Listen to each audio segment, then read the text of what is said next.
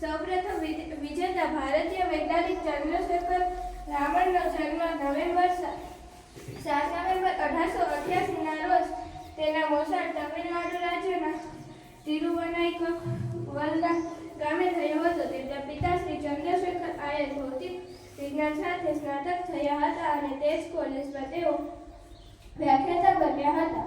રામન તેમના માતા પિતાનું બીજું સંતાન હતા. રામન બાળપણથી નબળા બાંધાના હતા પણ અભ્યાસમાં સર્વશ્રેષ્ઠ હતા. તે નાની ઉંમરથી જ અનેક ઇનામો અને સ્કોલરશીપો મેળવતા હતા. 11 વર્ષની નાની વયે તેમણે મેટ્રિકની પરીક્ષા પહેલા નંબરે પાસ કરી હતી. તે બાદ તેમણે યુનિવર્સિટીની ઇન્ટરની પરીક્ષા પ્રથમ વર્ગમાં પ્રથમ નંબરે પાસ કરી હતી.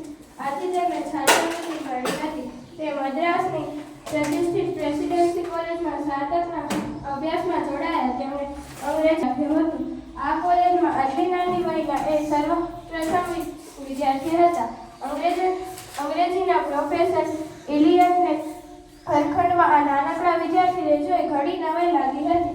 આ નાનકડા વિદ્યાર્થીને ઊભો કરી તેની ઉંમર પૂછતા તે 13 વર્ષનો છે તે જાણીને તે પ્રોફેસર ઘણા આશ્ચર્ય પામ્યા હતા. ઈસવીસન 1904માં રામન આ કોલેજમાંથી મદ્રાસ યુનિવર્સિટીની BA ની પરીક્ષામાં ભૌતિક વિજ્ઞાન સાથે પ્રથમ નંબરે ઉત્તીર્ણ થયા. એક દિવસ ઓફિસ જતી વખતે રસ્તામાં રામને Indian association four cultivation of science નામની સંસ્થાનો બોર્ડ જોઈ. સાંજે ઓફિસેથી પાછા ફરતી વખતે તે ત્યાં ગયા અને સંસ્થા અંગે માહિતી મેળવી. ત્યારે તેમને જાણ થઈ કે માટે આ સંસ્થા ઊભી કરી હતી.